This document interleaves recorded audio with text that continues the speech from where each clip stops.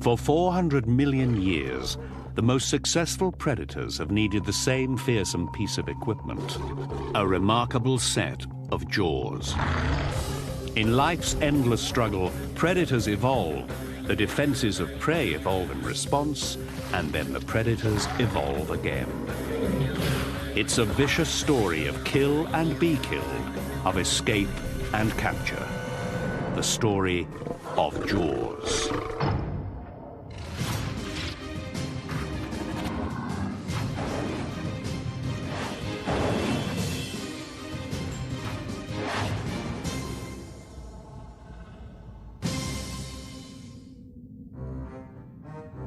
Today, the most powerful set of jaws belongs to the Crocodilia order, which includes crocodiles and alligators. The fearsome power of their bite snaps shut with a force of 3,000 pounds. On the 1/8 of an inch point of their sharpest front tooth, this amounts to 24,000 pounds per square inch. Twice as much power as the average nail gun.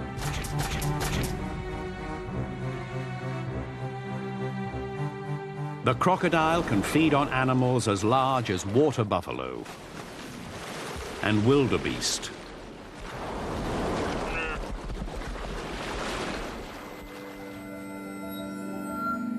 For millions of years, crocodiles and every creature with a powerful jaw enjoyed a huge advantage in the struggle for survival. The presence of a jaw changes the playing field altogether. What it means is that you're not limited to feeding on things that already fit in your mouth. Such a great asset that the vertebrates with jaws outcompeted everything else. In the history of the vertebrates, there's probably nothing quite as important as the evolution of a jaw. Now, jaws are everywhere, but once there were no jaws at all.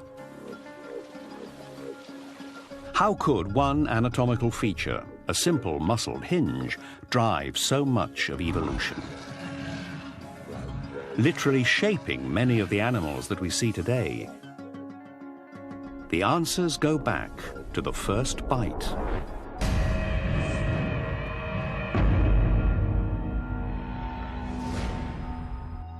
In 1979, these fossils were identified as evidence of the world's first known jaws attack. This is the first bite mark produced by a jaw, absolutely. It's a lot harder to identify who did the biting. The victims were tiny creatures from 530 million years ago. Just a few inches long, they were called trilobites. It seemed that something had taken a bite out of their side. If so, what was responsible? The hunt was on. At stake was proof of one of the main pillars of evolution, the widely accepted theory that predation, animal attacks on others for food, is the most powerful force in evolution. Because it means that prey animals that don't develop defenses die out, and those that do live. Predation has driven a variety of traits from social behavior to the evolution of armor. You can see the coevolution and the escalation of this predator and prey interaction by the evolution of very thick shells as predation increased.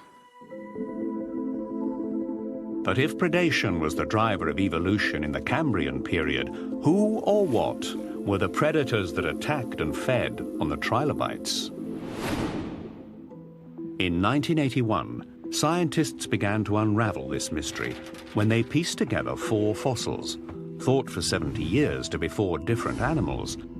They theorized that they were in fact one giant Cambrian beast. The discovery of a complete fossil a year later proved the theory.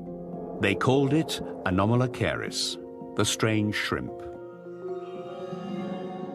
In the Cambrian seas, it was a monster. We're talking up to 2 meters in length And compared to your average trilobite during the Cambrian, which might just be a few centimeters, they really would have dwarfed them. Geologist Bruce Lieberman presides over one of the biggest Cambrian fossil collections in the world at the University of Kansas. One treasure from the vault is this mouthpart from Anomalocaris, showing clearly the world's earliest known type of jaw.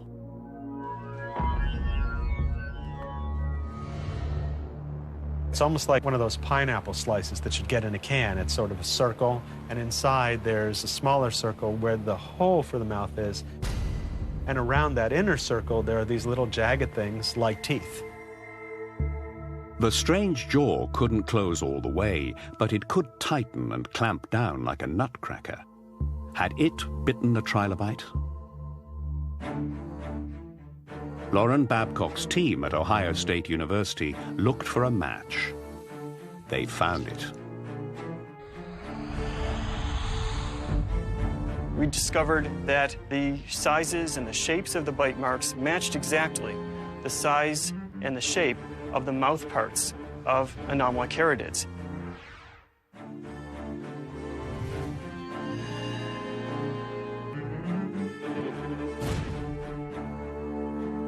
The discovery was significant. It provided solid, direct evidence that the Cambrian period was a time of kill and be killed, of evolve or die.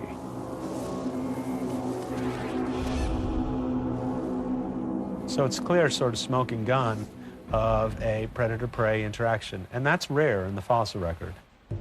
And it's very important that it's from the Cambrian explosion. In response to Anomalocaris jaws, over time trilobites evolved new defenses, possibly even including chemical weapons. We see, for example, the rise of greater spines or thickened spines, and maybe spines that held poison glands.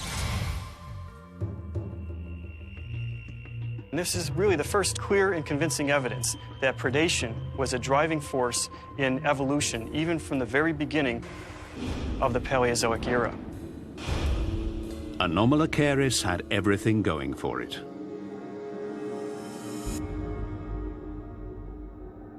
But after 10 million years on top, the beast disappeared from fossil records for reasons no one yet understands. While the horseshoe crab is a distant relative, the first killer jaw would have no direct descendants. Evolution is, in many instances, a battleground. I mean, let's face it, life is intense out there. Species have to constantly keep changing in order to prevent themselves from going extinct. It becomes a matter of life and death, really, constantly changing environment. Jaws would evolve again in a huge way, in a completely new line of animals. Fish. 430 million years ago, fish were the first animals to have a backbone. These first vertebrates are the ancestors of all vertebrates, including us. But they had no jaws, only openings too primitive to be called mouths. They fed themselves by literally swimming into their food or by stirring up mud, relying on finding suspended particles that would sustain them. But in one group of fish after another, a change occurred. Primitive fish had bony arches that held up their gills. Fossil records suggest that over time, natural selection favored those fish whose arches were set forward until they were able to grasp the food trying to wriggle away. The bottom arch swiveled, the top arch provided stability. It was a structural change that enabled survival, and without much variation has persisted to this day in thousands of species, including our own. An extinct group of fish called placoderms were the first to develop jaws. This predatory edge made one type of placoderm the T-Rex of the seas. Until recently, the exact nature of the beast's jaws has been a mystery. I'm standing next to Dunkleosteus torelli. It got up to 20 feet long and probably weighed a ton or more, and it was highly predatory. Mark Westneat, a zoologist at the Field Museum in Chicago, has been working to unravel the mysteries of Dunkleosteus. Why did its jaw grow so large? And how did its strange, toothless jaw operate? Dunkleosteus and other placoderms don't have teeth. They have a large bony lower jaw that has an enamel covering along the rim, and it is quite sharp at the tip. It's like a meat cleaver. Westneat believes that the jaws grew so large and the blade so sharp in order that it could crush the hard outer shells of the invertebrates that filled the oceans at this time. We think that it had a scissor-like action where the two plates would meet one another and slide past one another, much like a pair of scissors. Westneat devised an ingenious plan, combining several methods to decode. First, he used forensic reconstruction techniques to model the creature's jaw and muscles. He took measurements to calculate their power. This led Westneat and his team to a startling discovery. Dunkleosteus had muscles pulling both sides of its jaw up and back, essentially a perfect example of the modern engineering structure. The 4-bar linkage used to multiply force in everything from pruning shears to steam locomotive trains. This two-muscled opening system rapidly opened the mouth very wide and then slammed it shut just as fast. Intrigued, Westneat's team built a 1/3 scale model of the jaw to observe the bite in action. We simulate the muscle properties, the speed and force of contraction of these muscles, using properties from modern-day shark muscle. Many vertebrate muscles have very similar muscle properties, and so we think that's a reasonably accurate reconstruction of what was powering the Dunkleosteus skull. The final computer calculations stunned the team. The creature's bite took just 70 milliseconds, creating an inrush of water and a bite force of 1,300 pounds. Its bite felt like a guillotine. The most ferocious of any sea animal ever. Its prey didn't stand a chance. But like Anomalocaris before it, Dunkleosteus became extinct, along with its scissor blade jaw. Its disappearance is another scientific mystery. Extinction is a very powerful creative force in evolution. Extinction will almost inevitably open up new niches that can then be colonized by other species. Dunkleosteus's niche as the world's top predator was rapidly filled by a creature that would succeed with a new kind of jaw, one that still hunts to this day: sharks.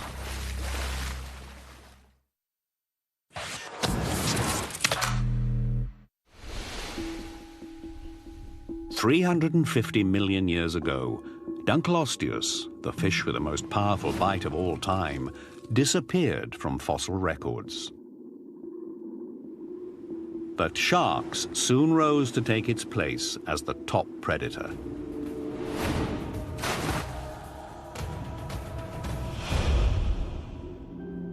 Why did sharks survive and other creatures fail? Ironically, the earliest sharks were probably easy prey for Dunkleosteus. Sharks weren't always the top predator. Based on the fossil record, we believe that sharks have been around roughly 430 to 450 million years. And they've been around longer than any other group of vertebrates on the planet today. The biologist Dan Huber's fascination with sharks started early.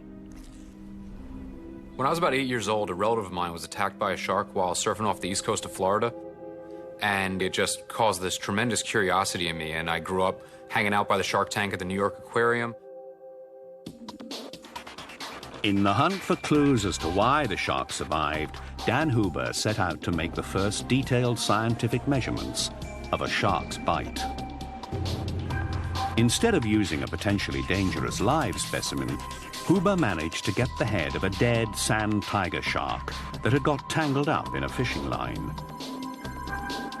His aim was to construct a precise virtual shark jaw and to study its bite from the safety of his desk. The first step to modeling the jaw is a high-resolution CT scan. Using these types of modeling techniques, we can actually get estimates of the maximum performance or maximum bite force of animals like sharks. The system produces a digital version of the shark's skull and an accurate foundation for the computer model. Then Huber dissects his specimen, carefully measuring each muscle that powered the jaw. The muscle data is then overlaid onto the CT scan skeletal blueprint. Together, bone and muscle form a complete three-dimensional virtual jaw. The cyber shark is now ready for its virtual, numbers-only bite. When the numbers are crunched, they reveal a surprising fact. One thing that might surprise some people is that pound for pound, if we compare them to historical predators like Dunkleosteus, for example, they really don't bite all that hard. The sharks that Dan Huber modeled only produced bite forces of 500 to 600 pounds, less than half the power of Dunkleosteus. So if sharks don't have the greatest biting power, how have they managed to be so successful? For biologist Cheryl Wilger at the University of Rhode Island, the answer is linked to a body built for speed. Think of a shark swimming really fast, chasing its prey. It has this nice hydrodynamic torpedo-shaped profile, which allows them to very quickly maneuver in any direction. Sharks have no bones to restrict their flow. They're built almost entirely of the kind of flexible cartilage we have in our nose. And the shark's jaw placement, neatly tucked low and back, reduces drag. Wilger wants to create the first microsecond analysis of how the shark bite works. She's studying a small, relatively docile shark called the spiny dogfish. To capture the lightning-quick bite, Wilger sets up a special slow-motion video camera. And then the bait, a slice of herring.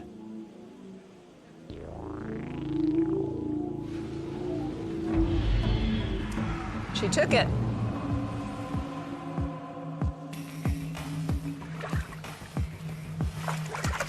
All right. Head shaking. That's pretty good. A close-up examination of the video reveals the 5-step shark bite. There is nothing like it in all of nature. Wilger reenacts the shark bite with a live and sedated dogfish. What you see when the shark is swimming is this nice smooth profile here. And when he comes up to food, he elevates the cranium, he depresses the lower jaw, and then protrudes both the upper and the lower jaw away from the cranium. And then when they're done feeding, everything goes back underneath the cranium, and there's a nice smooth profile again.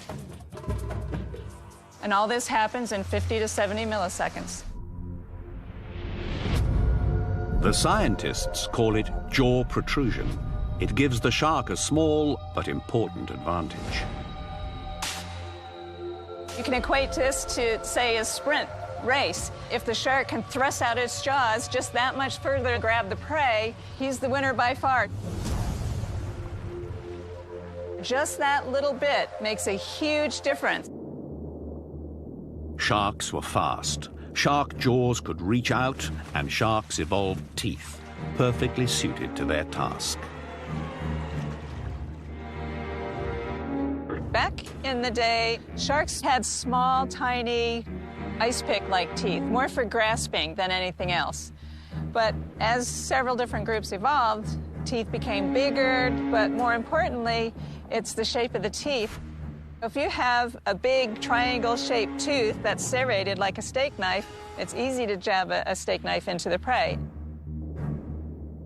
Razor sharp, sharks' teeth have also evolved the amazing ability to regenerate throughout the fish's lifetime. And in fact, the teeth are so sharp that you generally have to wear some kind of heavy-duty glove in order to get close to them. And you can kind of see, as we open up the jaws, there's the teeth that are up front, and that's the row of teeth that they actually use to capture their food. But behind each of those functional teeth, there's 6, 7, even 8 teeth waiting to pop into place like a conveyor belt. So that as a shark captures its food and teeth can get ripped out, sharper teeth are ready to pop right into place so that they can keep on hunting without missing a beat.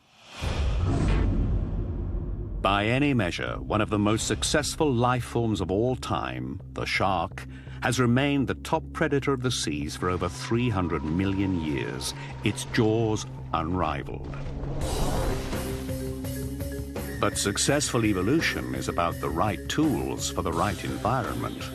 A new kind of jaw came to evolve when one lineage of fish took a bold step and moved onto dry land.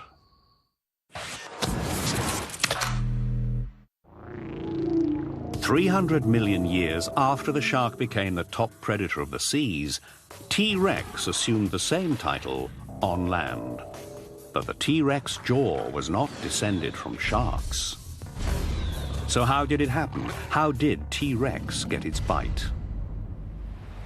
And how could one line of fish like these, with backbones and skeletons, but no bite to speak of, survive on land?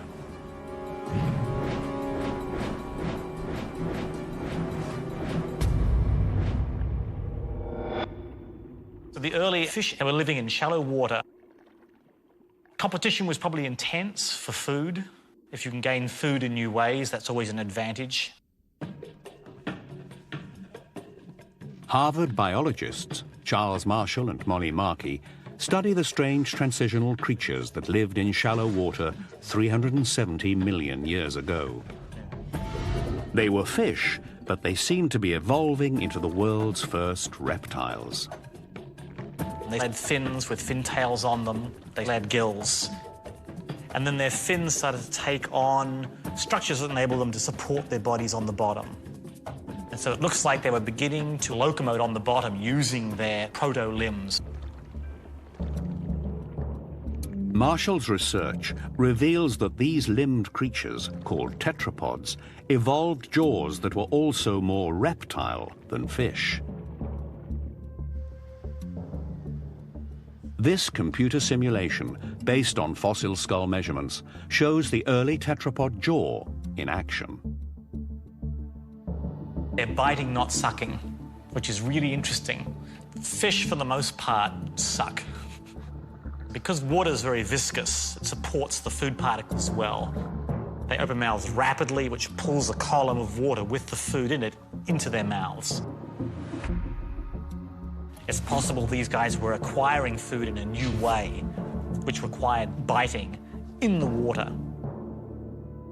This basic life-form combination, limbs, a skeleton, and a strong bite, set a successful pattern for many creatures that were to follow, including us. Human beings still have the same form of jaw. 10 million years after they first emerged, tetrapods, having already evolved the biting jaw, were well suited to make the move onto land. And once they made the move, their success was phenomenal. Fast forward 240 million years, and thousands of species had inherited this new biting jaw. By the age of dinosaurs, survival was a bigger, faster, stronger game. Big-jawed meat-eaters on the offensive and small-jawed herbivores on the defensive. Carnivorous dinosaurs evolved better weapons for killing. More powerful jaws, teeth that were more effective for slicing through flesh, bigger claws, and so on.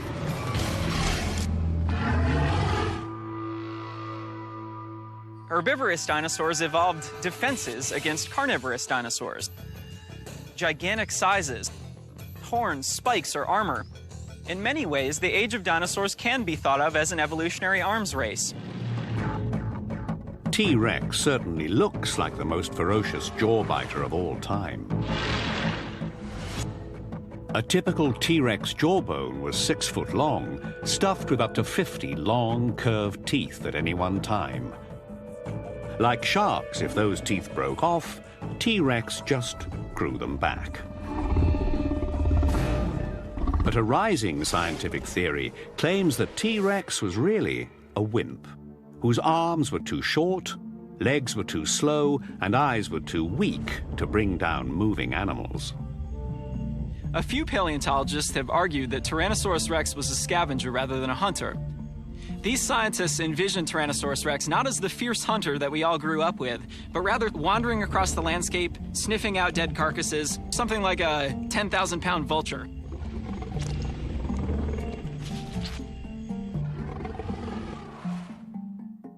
Gregory Erickson is a paleobiologist and a champion of T-Rex. He is having none of it. Tyrannosaurus rex arguably was the most lethal terrestrial animal ever to have existed. It could easily bite through a bone like this. Erickson first became involved in the T-Rex debate in the 1990s, when as a graduate student he analyzed this rare find, a Triceratops pelvis riddled with 58 bite marks.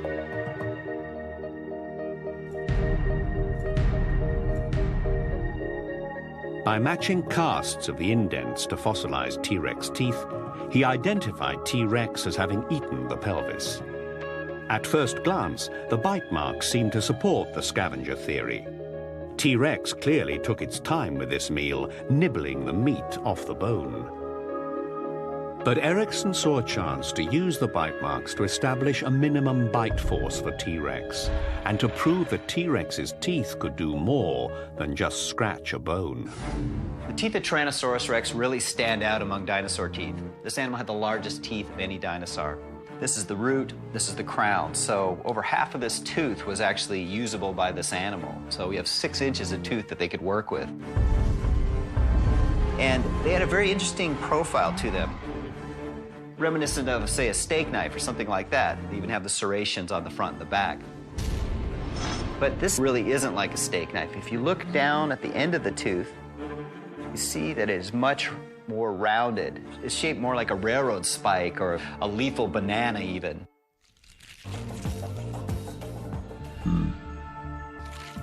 Erickson had the teeth and the bite marks. He set out to recreate for the first time ever the actual bite of T-Rex. There were hurdles that he had to overcome, such as how big was the tooth that made the marks, which tooth was it, and the trickiest question of all, how could he build a meaningful replica of a T-Rex tooth? Erickson used T-Rex's reptile connections as a clue. All reptile teeth are made of the same materials. They have an outer enamel shell, which is a really hard material, and inside that, the bulk of the tooth is dentine, which is a type of bone, essentially. And together, those two tissues act as a rigid body. Our replica here had to be as stiff and as hard as actual Tyrannosaur teeth. For the purposes of our experiment, we used bronze and aluminum. Bronze is a common casting material, and with the addition of aluminum, it made it a harder structure. So we had the size covered here, and we also had the material properties. Erickson fixes his T-Rex tooth to a hydraulic press. His plan is to measure precisely how much power it would take to make the half-inch divot seen in the Triceratops bone. A modern cow pelvis stands in for the prey. The microstructure of cow pelvic bones are identical to the bones from Triceratops. All right, reset the display scope. Through trial and error, Zero force. Erickson adjusts the torque until he has a precise match for the power of the bite. Actuator off. And running. Fire away. Fire.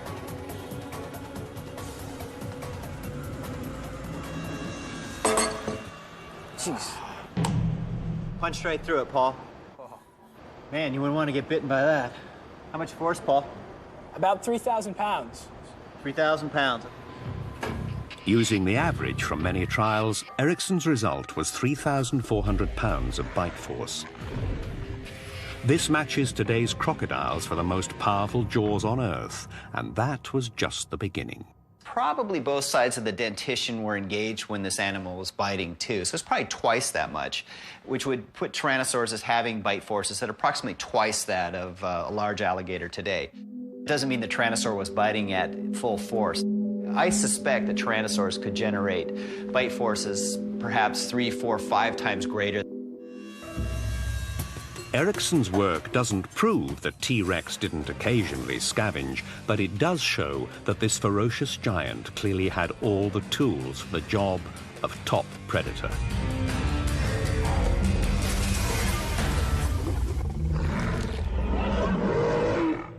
In the shadow of the dinosaurs was a different branch of the first creatures to crawl on land. They were evolving in their own way, with their own particular jaws and bite. When T-Rex and other big dinosaurs became extinct 65 million years ago, the mammals' time had come. And their bite would be our bite.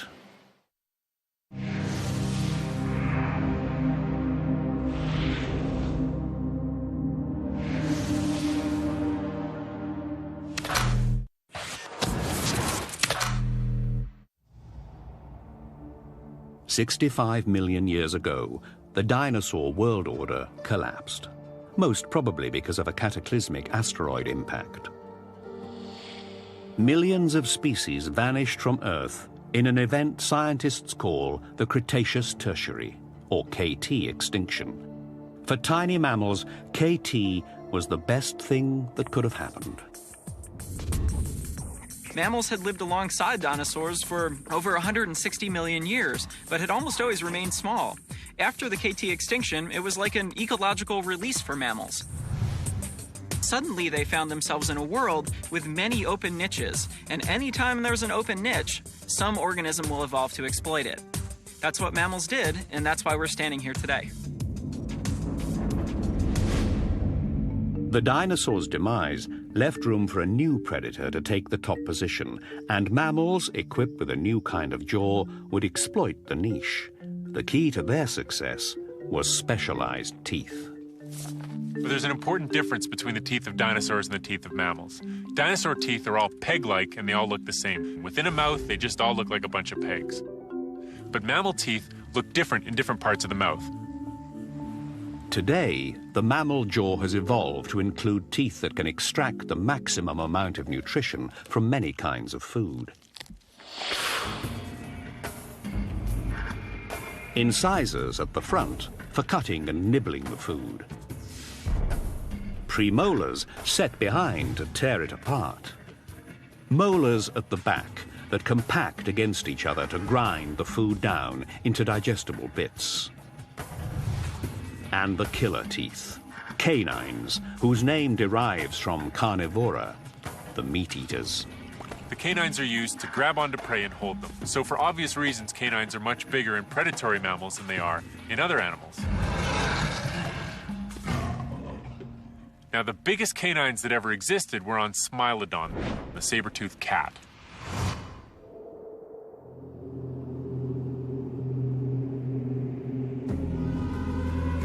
Smilodon, the saber-toothed cat, ruled the Americas from 3 million to 12,000 years ago. In the latter part of its reign, it's very likely that this highly successful predator preyed on a newcomer to the scene, human beings. For scientists, Smilodon's strange and enormous 8-inch canines are a fascinating mystery.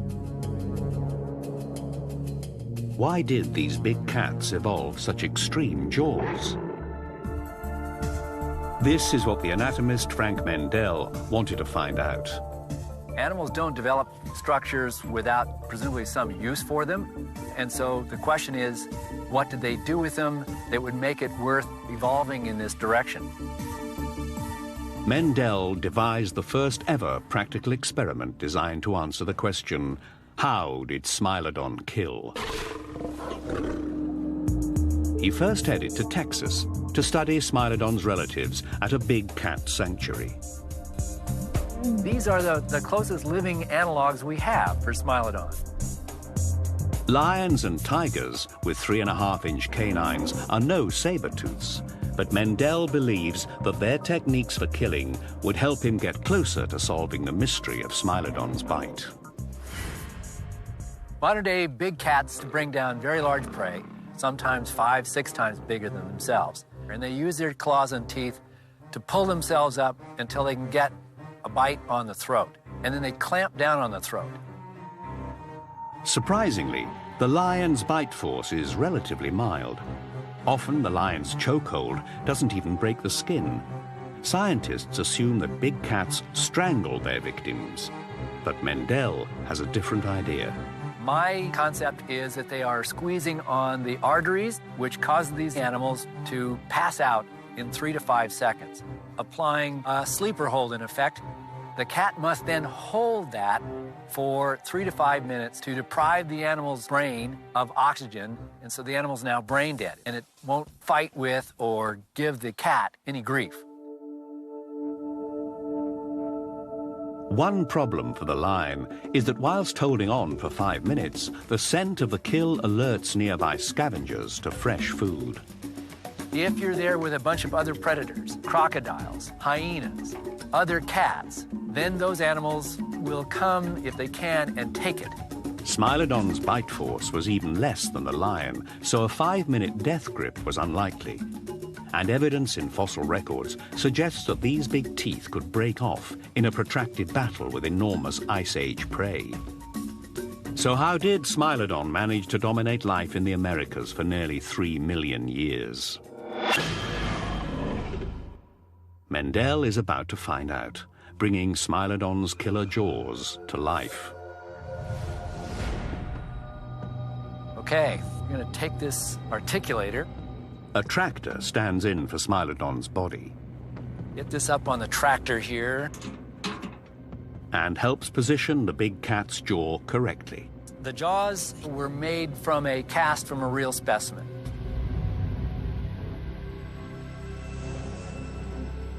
Instead of one of Smilodon's large herbivorous prey, Mendel uses the carcass of a cow already earmarked as food for the big cats at the research facility. All the animals used here died of natural causes or were in a critical condition and humanely killed. Mendel first tests one prominent theory, which suggests that Smilodon might have chased down and eviscerated its prey with a disemboweling wound to the abdomen. So the first thing we want to do is align these teeth. Here's where we want to be on this animal's belly, right about here. There's no rib here. This is abdominal wall, so this is clearly a vulnerable area. Down. Keep coming, keep coming. Smilodon could pivot its lower jaw down a very wide 110 degrees. But even then, the 8-inch canines would only have had 3 inches of clearance. Would that have been enough to kill? We can get a mouthful of skin. The canines don't actually make contact. They don't bury themselves in the belly wall at all. So this belly bite, for me at least, is a very unattractive hypothesis. It seems a bit of a stretch. If the belly bite is not feasible, what were the canines for? We've taken the articulator off the tractor, put it on the ground, and we've now placed it in front of the animal's neck. So in this case, it gape. Easily span the neck, no problem here. I think we're in a good position now to drive these teeth. Go ahead, guys. We're applying some pressure here, and there it goes. Oh, and we certainly got penetration here with the canines. Pretty nasty wound here. Big holes. But holes are not enough. Mendel checks to see if his replica Smilodon jaw cut any vital arteries for a quick kill. I'm going to make an incision between the bites, get through the skin. A lot of blood here. Oh yeah, there is a hole. right behind the airway, right where the carotids live. It's a very quick, penetrating wound. This animal would have died within seconds. Mendel believes his work explains the long-standing mystery of why Smilodon evolved such huge canines. Unlike lions, who need up to 5 minutes to kill their prey, Smilodon's 8-inch teeth allowed it to kill and eat almost instantly, preventing scavengers from stealing its meal. Saber-toothed cats, I think they drove these teeth through the animal's neck, and the serrations on these teeth cut one of those carotids. It would bleed out almost instantly and therefore kill it more quickly than the sleeper hold of modern-day big cats.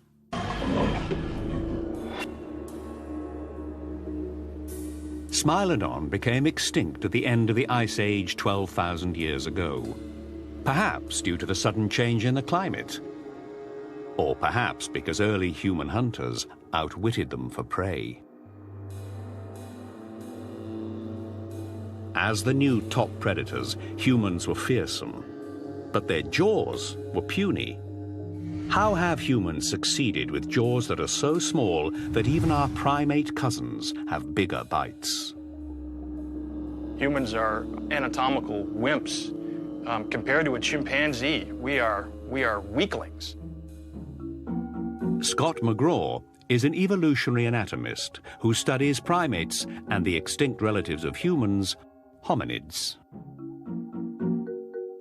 If you look at the great apes today, gorillas, chimpanzees, orangutans, and bonobos, they're chewing, in many cases, tough, fibrous vegetation or hard fruits, requiring large, powerful jaws and jaw muscles. And if you look at the size of their teeth, you can see that the molars of these animals are larger than modern humans. About 1.8 million years ago, our hominid ancestors, who'd been standing on 2 legs for some 4 million years, lost most of their body hair, and with brains that had evolved, they walked out of Africa and spread across the world. Today, Homo sapiens, humans, dominate all life on Earth. We have done it with intelligence, not brute strength. In the process, we have devised tools that have lessened the need for powerful jaws. During human evolution, there was clearly a transition from physical strength and the strength in biting, for example, to using our brains. Essentially, we were able to outwit our predators, and so there was a transfer of weaponry from the physical individual to the tools that that individual used. Through 2 million years of tool-making, our jaws have shrunk dramatically as the need to sustain their enormous size lessened. Our jaws are often not even big enough to house the wisdom teeth that grow in young adults. In the future, scientists theorize, wisdom teeth may disappear altogether. Our teeth have shrunk. Our jaws have shrunk. Our chewing muscles have shrunk. That has to do with our relaxed diet. We can just shove something in the microwave. We don't need to have big, robust teeth and jaws and muscles to process our food. We don't even need teeth, just a straw.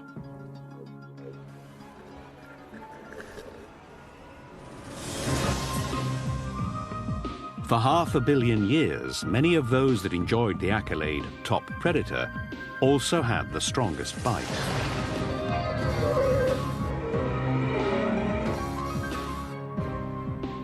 Today, it earns them a place in the zoo. But 400 million years of evolution have proved that the only constant is change. The thing that's exciting about evolution is that at every generation, the rules are slightly different than they were for the generation before. So sometimes the strategy that you have in place now isn't necessarily going to work in the future. Perhaps we humans shouldn't get too comfortable with our place on top.